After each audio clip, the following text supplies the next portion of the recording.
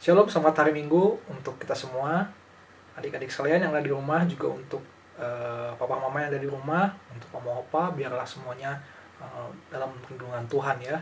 Nah, tentu Kak Yogi berharap semua dalam keadaan baik dan keadaan sehat. Amin. Nah, sekarang kita akan mulai ibadah kita ya adik-adik. Kak Yogi akan mulai dengan doa. Mari kita satu dalam doa. Tuhan Yesus, terima kasih untuk kesempatan yang Kau berikan, sehingga pada pagi hari ini kami boleh kembali bersama-sama. Kami rindu untuk memuliakan nama Tuhan, kami rindu untuk memuji Tuhan. Kami mau bersyukur untuk kasih karunia Tuhan sepanjang hari kemarin. Tuhan pelihara kami hingga hari ini ya Tuhan. Tuhan Yesus, kami sebentar juga akan mau beribadah. Kami mau merenungkan firman Tuhan. Biarlah kiranya Tuhan yang memberikan kepada kami kemampuan untuk mengerti, dan juga apa yang kami pelajari dari firman Tuhan, biarlah kami lakukan dalam kehidupan sehari-hari ya Tuhan Yesus. Terima kasih. Di dalam nama Tuhan Yesus kami berdoa dan mengucap syukur. Haleluya. Amin. Nah, adik-adik sekalian, tetap semangat ya. Kita akan segera mulai ibadah kita pagi hari ini. Nah, adik-adik sekalian, Kak Yogi hari ini mau kita semua sama-sama belajar dari firman Tuhan. Kita mau belajar tentang satu tokoh, yaitu seorang raja, adik-adik sekalian. Dia adalah seorang raja yang hidupnya takut akan Tuhan. Nah, tentang takut akan Tuhan, tentu kalau kita ingat lagi dari pelajaran yang minggu lalu ya adik-adik, coba Kak Yogi ingin kita semua ingat lagi dalam pelajaran minggu yang kemarin yang diajarkan oleh itu, kita belajar tentang orang yang benar dan orang yang fasik kan. Nah, adik-adik sekalian, raja ini termasuk orang yang benar, adik sekalian. Dia orang yang takut akan Tuhan. Nah, di Mazmur kemarin itu dikatakan apa adik-adik tentang orang yang benar dan orang yang fasik. Nah, jalan orang yang benar itu adalah orang yang setiap harinya merenungkan, setiap malamnya merenungkan firman Tuhan, merenungkan kebenaran firman Tuhan. Kemudian dia itu bagaikan apa? Dia itu bagaikan dibilang apa? Pohon yang ada di tepi sungai, yang selalu dialiri oleh aliran sungai yang ada di. Mari kita buka dalam 2 Raja-Raja pasal yang ke-20 adik-adik sekalian. 2 Raja-Raja pasal yang ke-20. Nah, ayat yang pertama, pada hari-hari itu Hizkia jatuh sakit dan hampir mati. Lalu datanglah Nabi Yesaya bin Amos dan berkata kepadanya, "Beginilah firman Tuhan, sampaikanlah pesan terakhir kepada keluargamu, sebab engkau akan mati, tidak akan sembuh lagi." Nah, jadi adik-adik sekalian, di situ ada siapa tokohnya? Dia adalah Hizkia, adik-adik sekalian. Hizkia itu siapa? Nah, tadi yang sudah Kakak Yogi katakan bahwa Hizkia itu seorang raja. Nah, jadi ceritanya adik-adik, pada saat itu setelah zaman Daud dan Salomo. Nah, adik-adik pasti sudah sering kan mengenal siapa itu Daud dan juga Salomo. Daud adalah raja yang begitu besar ya untuk bangsa Israel, sedangkan Salomo adalah anaknya Daud. Nah, jadi ini ceritanya itu setelah Salomo mati, setelah Daud ya nenek moyangnya itu juga mati.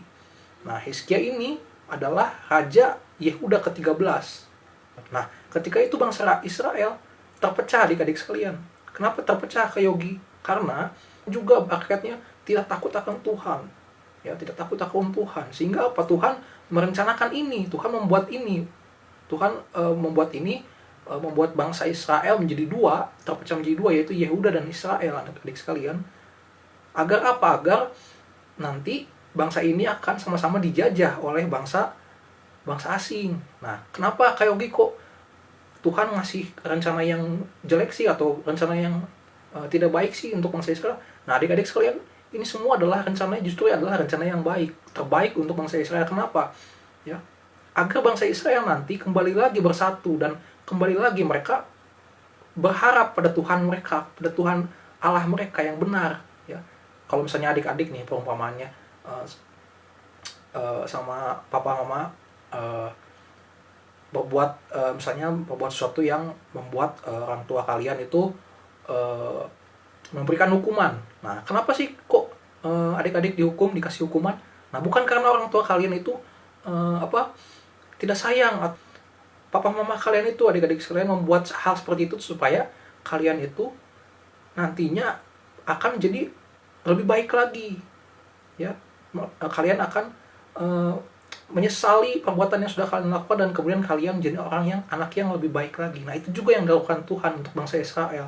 Kenapa bangsa ini dipecahkan menjadi dua, yaitu Yehuda dan Israel, agar nantinya bangsa ini kembali lagi kepada Tuhan dengan cara memecahkan bangsa ini menjadi dua. Nah, singkatnya adik-adik sekalian, kita akan membahas tentang Raja Hizkia, yaitu raja yang memimpin bangsa Yehuda, ya. Jadi dia adalah raja yang ke-13.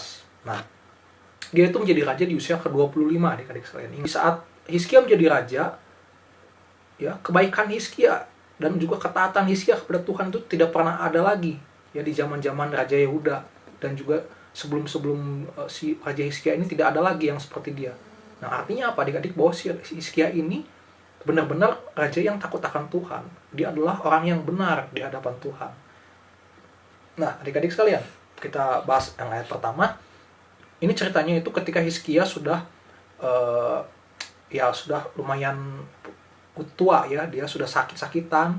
Kemudian itu dikatakan di ayat pertama dia sakit, ya, dia jatuh sakit. Nah, kemudian ada siapa lagi, adik-adik sekalian? Di situ ada Nabi Yesaya, ya. Nabi Yesaya dia mengatakan apa yang Tuhan katakan untuk Hizkia, ya. Tuhan katakan bahwa sampaikan pesan terakhir untuk keluargamu, katanya. Sebelum kamu mati, ya. Sebentar lagi kamu akan mati, ya, kata Yesaya. Nah, Yesaya ini dapat perkataan dari Tuhan disampaikan kepada Raja Hizkia. Nah, tentu adik-adik sekalian, kalau posisi adik-adik sekalian sebagai Raja Hizkia, tentu pasti kita akan takut, ya, adik-adik sekalian. Wah, pasti kita akan ketakutan nih.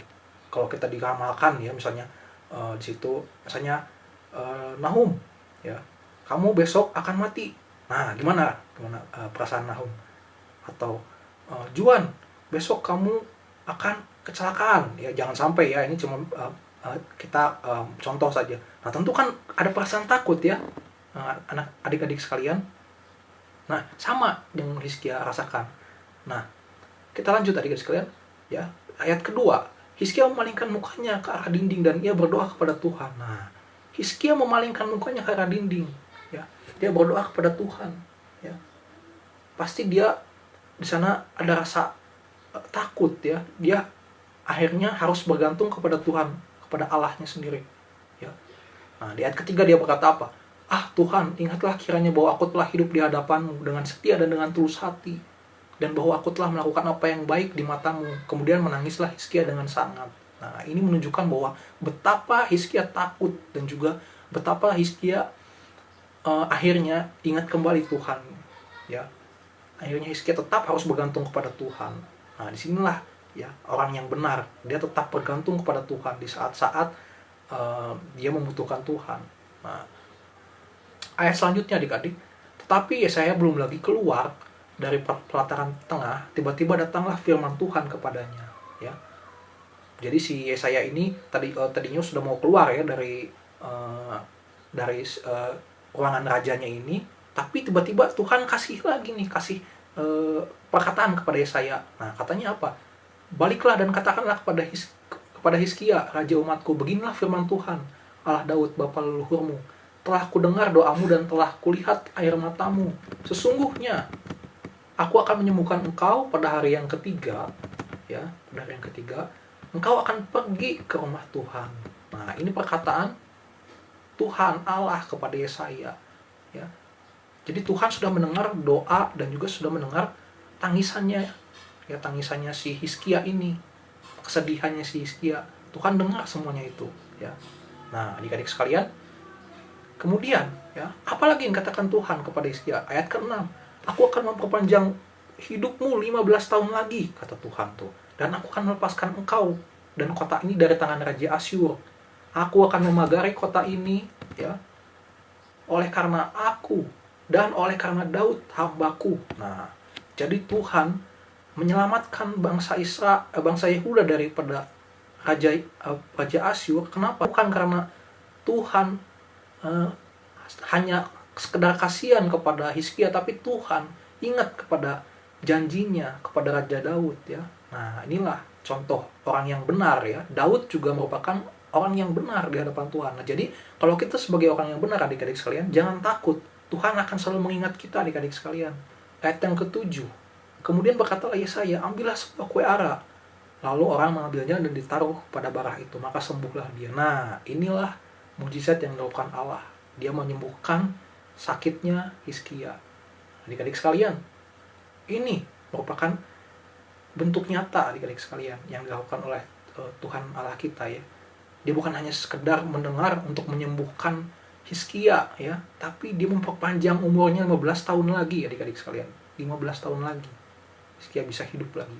Nah, coba adik-adik renungkan, bagaimana kalau perasaan adik-adik kalau adik-adik sedang sakit ya, kemudian dokter bilang bahwa umurnya misalnya umurnya si Nahum hanya tinggal 1 tahun lagi ya.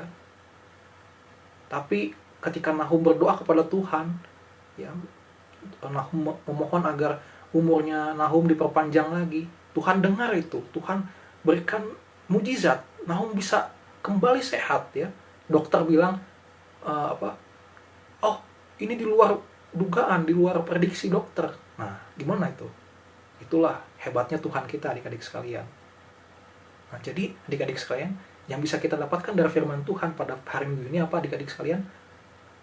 Di saat kita punya masalah ya, kapanpun itu ya, kalaupun saat ini adik-adik punya masalah ya, segera bawa dalam doa adik-adik sekalian, segera bawa dalam doa, jangan ditunda-tunda untuk adik-adik nanti sajalah malam, pas lagi doa malam mau tidur, jangan adik-adik. Saat itu juga adik-adik berdoa seperti yang Hizkia dapatkan. Hizkia dapat firman Tuhan bahwa dia sakit dan akan hampir mati. Saat itu juga Hizkia langsung berdoa adik-adik sekalian, dan langsung Tuhan kabulkan. Nah, ini adik-adik contoh untuk hidup kita.